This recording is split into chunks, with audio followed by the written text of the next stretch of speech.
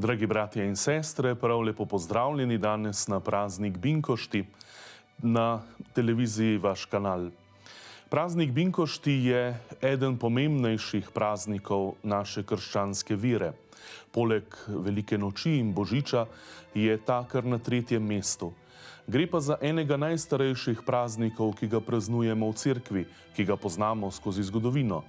Praznik, ko Jezus Kristus izpolni obljubo, ki jo daje apostolom ves čas od Velike noči naprej, da bo odšel v nebesa, da se bo vrnil k Očetu in da bo poslal Svetega Duha. Duha, ki bo učencem razodel vse, kar so z Jezusom slišali, videli, doživeli, da jim bo dal razumeti vse to, da bo v njih prebudil upanje, veselje in radost. In na binkoštni dan, 50. dan po Veliki noči, se zgodi ta veličastni dogodek.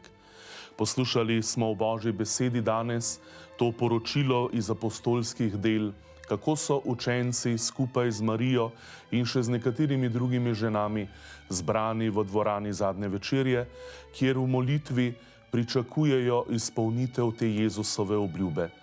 In med molitvijo nastane šum, kakor da bi se bližal vihar, in prostor napolni Sveti Duh. Evangelist Luka piše v apostolskih delih, da so se nad učenci pojavili plameni podobni jezikom, kar je bilo znamenje, da je prišel Sveti Duh. Ampak ni bilo to tisto najpomembnejše znamenje, ampak to, kar se zgodi potem.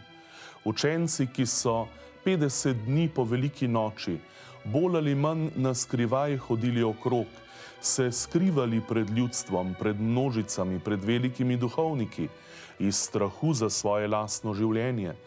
Učenci, ki so bili preplašeni, ki so bili obupani, ker se jim je zdelo, da se je končalo z Jezusovo smrtjo vsi njihovi upi, vsi njihovi načrti, vsa njihova pričakovanja.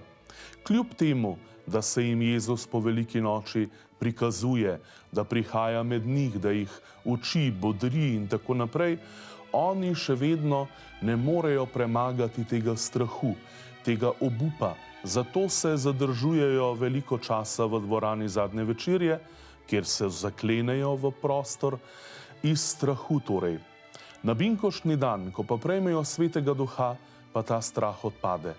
Na binkoštni dan, ko jih Sveti Duh razsvetli, oni razumejo in dojamejo, kako veličastna stvar je vstajenje Jezusa Kristusa, kako nekaj največjega v življenju je to, kako je to tako velika stvar, tako pomembna stvar, da so zanjo pripravljeni dati tudi svoje življenje. In kaj naredijo? Odidejo iz dvorane zadnje večerje, naravnost v tempelj, v središče, bi lahko rekli nasprotovanja Jezusu, in tam začnejo oznanjati ta veličastni Petrov govor, pri katerem se spreobrne 5000 ljudi, sprejme vero v Jezusa Kristusa. Kako nekaj veličastnega.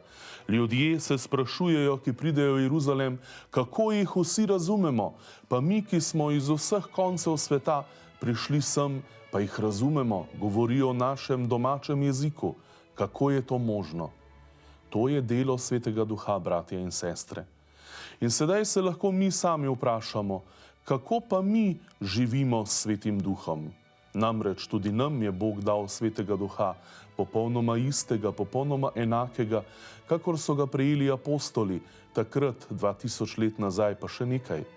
Tudi mi smo prejeli tega istega Svetega Duha pri krstu, bili v njem potrjeni pri birmi. Kako, bratje in sestre, pa mi s tem Svetim Duhom živimo? Ali lahko mi danes tudi rečemo, da smo s pomočjo Svetega Duha razumeli in dojeli to veličino in lepoto Jezusovega vstajenja? Ali tudi mi danes oznanjamo, pričujemo za to vstajenje?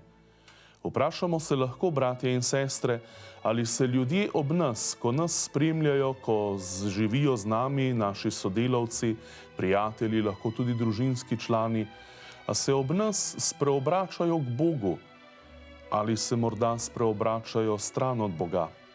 V drugem berilu apostol Pavel zelo lepo danes spregovori in govori o delih mesa. Nečistovanje, nesramnost, razuzdanost, malikovanje, čaranje, sovraštva, prepirljivost, ljubosumnost, jeza, častihlepnost, razprtije, strankarstva, nevoščljivosti, pijančevanje, žretje in kar je še takega. Koliko tega lahko vidimo danes v družbi, v medosebnih odnosih. Koliko teh del mesa se danes pojavlja in se celo postavlja za zgled.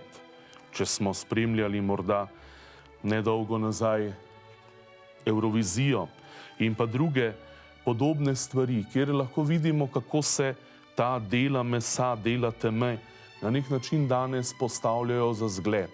Postavljajo kot nekaj najboljšega, kot nekaj, po čemer naj bi se zgledovali. To seveda ni delo Svetega Duha. Apostol Pavel lepo našteje, kaj pa je tisto, kar se kaže v človeku, ki je prejel Svetega Duha, ki je temu Svetemu Duhu dovolil, da v njem deluje. Apostol Pavel takole zapiše: sad duha pa je ljubezen, veselje, mir, potrpežljivost, blagost, dobrotljivost, zvestoba, krotkost, samoobvladovanje. Te stvari, ki se, bratje in sestre, pojavijo v človeku, ki živi skupaj s Svetim Duhom. In vam želim, da bi danes na binkoštni praznik resnično odprli svoja srca in dovolili, da Sveti Duh, ki je v vas, začne delovati.